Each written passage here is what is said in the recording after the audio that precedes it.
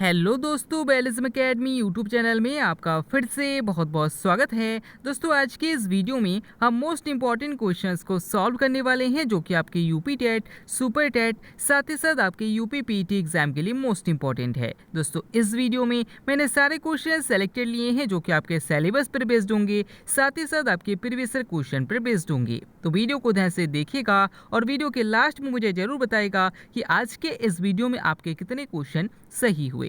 तो बिना देरी करते हुए चलो शुरू करते हैं सबसे पहले क्वेश्चन से। सबसे पहला क्वेश्चन है, कौन सा धातु तरल रूप में पाया जाता है? ऑप्शन आपके सामने chlorine, option B bromine, option C iodine या फिर ऑप्शन डी फ्लोरीन।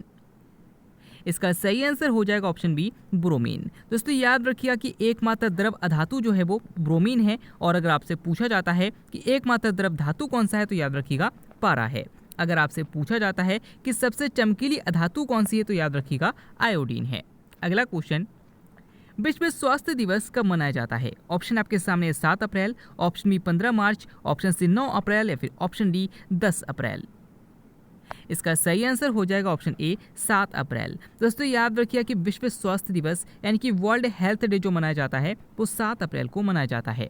अगर आपसे पूछा जाता है कि विश्व उपभोक्ता अधिकार दिवस कब मनाया जाता है तो याद रखिएगा 15 मार्च को मनाया जाता है।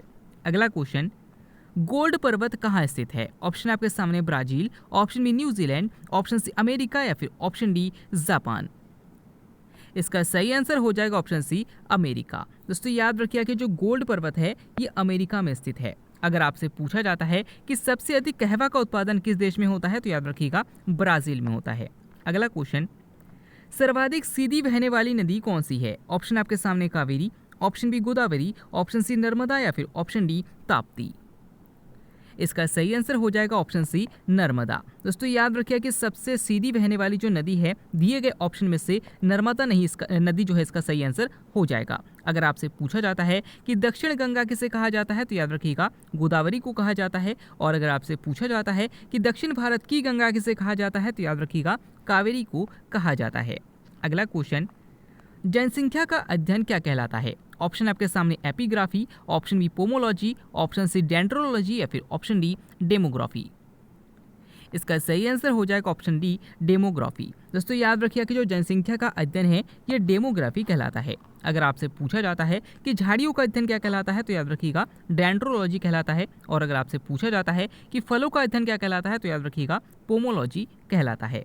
अगला क्वेश्चन, अविश्वास प्रस्ताव द्वारा हटाए जाने वाले प्रथम भारतीय प्रधानमंत्री कौन है? ऑप्शन आपके सामने Morarji Desai, option B Atal Bihari Vajpayee, option C Vishwanath Pratap Singh या फिर ऑप्शन डी चौधरी चरण सिंह।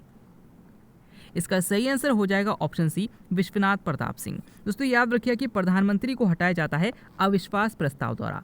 अगर आपसे पूछा जाता है कि सबसे अधिक उम्र के प्रधानमंत्री कौन रह चुके हैं तो याद रखिएगा मोरारजी देसाई रह चुके हैं, और अगर आपसे पूछा जाता है कि कभी भी विदेश ना जाने वाले प्रधानमंत्री कौन थे तो याद रखिएगा चौधरी चरण सिंह थे।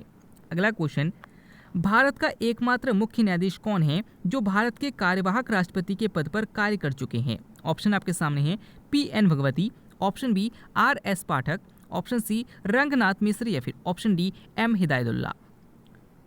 इसका सही आंसर हो जाएगा ऑप्शन डी M हिदायतुल्ला। दोस्तों, याद रखिएगा कि अगर राष्ट्रपति और उपराष्ट्रपति दोनों का पद खाली हो तो कार्यवाहक राष्ट्रपति के रूप में सर्वोच्च न्यायालय का मुख्य न्यायाधीश कार्य करता है। तो याद रखिएगा कि एकमात्र ऐसे मुख्य न्यायाधीश जो कि राष्ट्रपति का पद निर्वहन कर चुके हैं तो याद रखिएगा M हिदायतुल्ला है।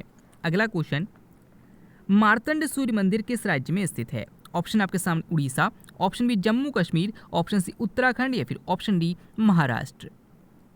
इसका सही आंसर हो जाएगा ऑप्शन बी जम्मू कश्मीर। दोस्तों, याद रखिए कि मार्तंड सूर्य मंदिर जम्मू कश्मीर में है और कोणार्क का सूर्य मंदिर उड़ीसा में है। तो दोनों क्वेश्चन अलग अलग है, याद रखिएगा। अगला क्वेश्चन, काले वन यानी कि ब्लैक फॉरेस्ट किस देश में स्थित है? ऑप्शन आपके सामने USA, option B Germany, option C Australia या फिर ऑप्शन डी अफगानिस्तान। इसका सही आंसर हो जाएगा ऑप्शन बी जर्मनी। दोस्तों, याद रखिए कि जो ब्लैक फॉरेस्ट है ये जर्मनी में है, और अगर आपसे पूछा जाता है कि ब्लैक माउंटेन और व्हाइट माउंटेन किस देश में है तो याद रखिएगा उत्तरी अमेरिका में है। अगला क्वेश्चन, राष्ट्रीय ऊर्जा संरक्षण दिवस किस तिथि को मनाया जाता है? ऑप्शन आपके सामने 14 दिसंबर, ऑप्शन बी 9 मार्च, ऑप्शन सी 16 अगस्त या फिर ऑप्शन डी 9 जनवरी। इसका सही आंसर हो जाएगा ऑप्शन ए 14 दिसंबर। दोस्तों याद रखिए कि 14 दिसंबर को राष्ट्रीय ऊर्जा संरक्षण दिवस मनाया जाता है। अगर आपसे पूछा जाता है कि अंतर्राष्ट्रीय महिला दिवस कब मनाया जाता है तो याद रखिएगा 8 मार्च को मनाया जाता है। और अगर आपसे पूछा जाता है कि प्रवासी भारतीय दिवस कब मनाया जाता है तो याद रखिएगा 9 जनवरी को मनाया जाता है। अगला क्वेश्चन, ताजमहल की फूहड़ नकल किस मकबरे को कहा जाता है? ऑप्शन आपके सामने हुमायूं का मकबरा, ऑप्शन बी सिकंदर लोदी का मकबरा, ऑप्शन सी मोहम्मद शाह का मकबरा या फिर ऑप्शन डी बीबी का मकबरा। इसका सही आंसर हो जाएगा ऑप्शन डी बीबी का मकबरा। दोस्तों याद रखिए कि बीबी का मकबरा औरंगाबाद यानी कि महाराष्ट्र में है और इसे ताजमहल की फूहड़ नकल कहा जाता है। अगला क्वेश्चन, अंकलेश्वर तेल क्षेत्र किस राज्य में स्थित है? ऑप्शन आपके सामने है Tamil Nadu, option B Gujarat, option C Orissa या फिर ऑप्शन डी आंध्र प्रदेश। इसका सही आंसर हो जाएगा ऑप्शन बी गुजरात। दोस्तों याद रखिए कि अंकलेश्वर तेलशुदा कारखाना जो है वो गुजरात में है। अगर आपसे पूछा जाता है कि बॉम्बे हाई तेलशुदा कारखाना कहाँ पर है तो याद रखिएगा महाराष्ट्र में है। अगला क्वेश्चन, महाद्वीपों का महाद्वीप किसे कहा जाता है? ऑप्शन आपके सामने Asia, option B Africa, option C Europe या फिर ऑप्शन डी उत्तरी अमेरिका। इसका सही आंसर हो जाएगा ऑप्शन ए एशिया। दोस्तों याद रखिएगा कि एशिया को महाद्वीपों का महाद्वीप कहा जाता है, भविष्य का महाद्वीप कहा जाता है और याद रखिएगा कि सबसे बड़ा महाद्वीप कहा जाता है। अगर आपसे पूछा जाता है कि अंध महाद्वीप किसे कहा जाता है तो याद रखिएगा अफ्रीका को अंध महाद्वीप कहा जाता है। और अगर आपसे पूछा जाता है कि मरुस्थल विहीन महाद्वीप किसे कहा जाता है तो याद रखिएगा यूरोप को मरुस्थल विहीन महाद्वीप कहा जाता है, क्योंकि इसमें एक भी मरुस्थल नहीं पाया जाता। अगला क्वेश्चन, संविधान के किस भाग को भारत का मैग्ना कार्टा कहा जाता है? ऑप्शन आपके सामने भाग 1, ऑप्शन बी भाग 2, ऑप्शन सी भाग 3 या फिर ऑप्शन डी भाग 4। इसका सही आंसर हो जाएगा ऑप्शन सी भाग 3। दोस्तों याद रखिएगा कि भारतीय संविधान के भाग 3 में मूल कर्तव्य दिए गए हैं और याद रखिएगा कि भाग 3 को ही भारतीय संविधान का मैग्ना कार्टा कहा जाता है। अगर आपसे पूछा जाता है कि भारतीय संविधान की आत्मा किसे कहा जाता है तो याद रखिएगा प्रस्तावना को कहा जाता है। लेकिन अगर आपसे पूछा जाता है कि डॉक्टर भीमराव अंबेडकर ने भारतीय संविधान की आत्मा किसे कहा है तो याद रखिएगा कि अनुच्छेद 32 को कहा है। अगला क्वेश्चन, उपनिषदों की कुल संख्या कितनी है? ऑप्शन आपके सामने 104, ऑप्शन बी 105, ऑप्शन सी 108 या फिर ऑप्शन डी 103। इसका सही आंसर हो जाएगा ऑप्शन सी 108। दोस्तों याद रखिए कि उपनिषदों की संख्या 108 है। अब 3 क्वेश्चन आपसे एक जैसे पूछे जा सकते हैं, लेकिन तीनों क्वेश्चनों का आंसर अलग अलग है, याद रखिएगा। सबसे पहले आपसे पूछा जाएगा कि वेदों की संख्या कितनी है तो याद रखिएगा 4 है। अगर आपसे पूछा जाता है कि वेदांगों की संख्या कितनी है, यानी कि यहाँ पर गा का प्रयोग हुआ है, तो वेदांगों की संख्या 6 है। और अगर आपसे पूछा जाता है कि वेदांतों की संख्या कितनी है, यानी कि यहाँ पर ता दिया है, तो याद रखिएगा कि वेदांतों की संख्या जो है वो 108 है, क्योंकि उपनिषदों को ही वेदांत कहा जाता है। तो याद रखिएगा तीनों क्वेश्चन में कन्फ्यूजन होता है, याद रखिएगा। अगला क्वेश्चन, सबसे लंबा जीवित वृक्ष कौन सा है? ऑप्शन आपके सामने eucalyptus, option B sequoia, option C देवदार या फिर ऑप्शन डी पर्णांग। इसका सही आंसर हो जाएगा ऑप्शन बी सिकोया।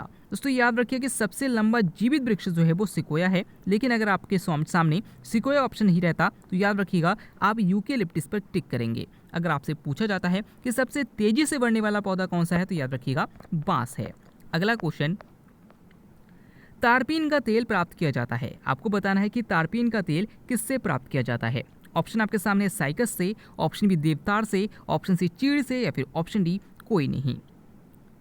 इसका सही आंसर हो जाएगा ऑप्शन सी चीड़ से। दोस्तों याद रखिएगा कि जो तारपीन का तेल है ये चीड़ से प्राप्त किया जाता है। अगर आपसे पूछा जाता है कि साबूदाना किससे प्राप्त किया जाता है तो याद रखिएगा साइकस से प्राप्त किया जाता है।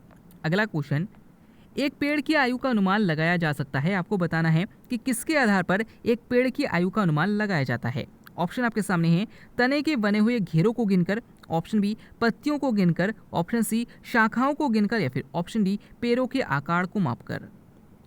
इसका सही आंसर हो जाएगा ऑप्शन ए तने के बने हुए घेरों को गिनकर। दोस्तों सीधे सीधे आपसे क्वेश्चन पूछा जा सकता है कि पेड़ों की आयु किसके आधार पर ज्ञात की जाती है, तो आपके सामने ऑप्शन दिया होगा वार्षिक वलय के आधार पर। तो याद रखिएगा कि वार्षिक वलय का आधार मतलब ये होता है कि पेड़ों को अगर हम काटेंगे तो उसमें कुछ रिंग जैसे दिखाई देते हैं, इसी को वार्षिक वलय कहा जाता है और इन्हीं घेरों को हम गिनकर उसके आधार पर पेड़ों की आयु का अनुमान लगाते हैं। तो याद रखिएगा पहला ऑप्शन इसका बिल्कुल सही हो जाएगा।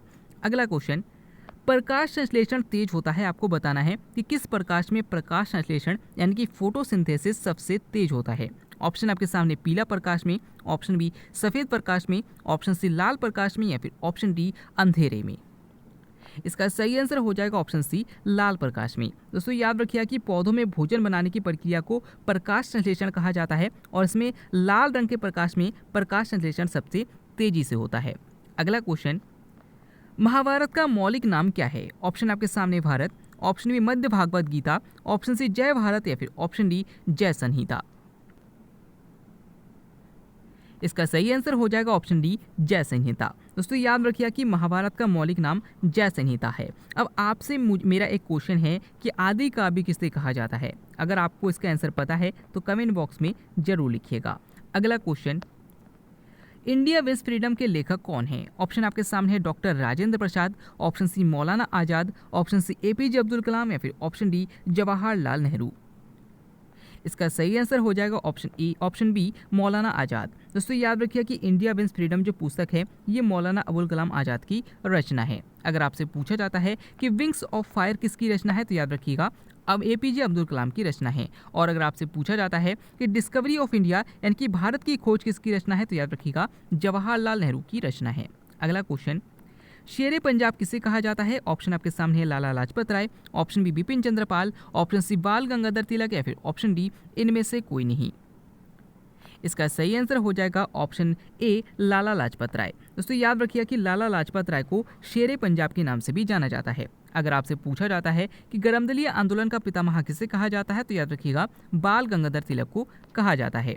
अगला क्वेश्चन, मानव शरीर में भोजन मुख्यतः कहाँ पचता है? ऑप्शन आपके सामने मुख, ऑप्शन बी आमाशय, ऑप्शन सी छोटी आंत या फिर ऑप्शन डी बड़ी आंत।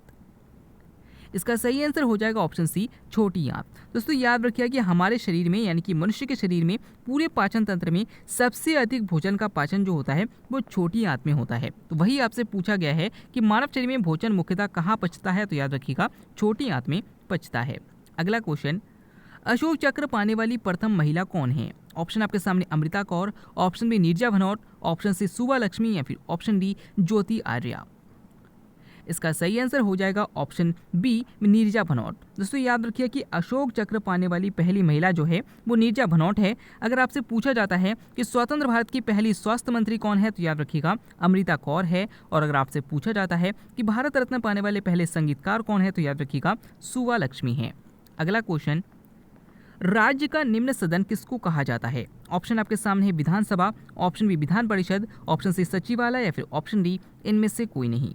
दोस्तों इस क्वेश्चन के आंसर आपको मैं कमेंट के द्वारा बताना है। आज के इस वीडियो में आपके कितने क्वेश्चन सही हुए, साथ ही साथ आज का वीडियो आपको कैसा लगा कमेंट करके जरूर बताइएगा। आपका एक एक कमेंट हमें मोटिवेट करता है, तो कमेंट बॉक्स में जरूर लिखिएगा कि कितने क्वेश्चन सही हुए। मिलते हैं अगले वीडियो में, तब तक के लिए देखते रहिए, सीखते रहिए।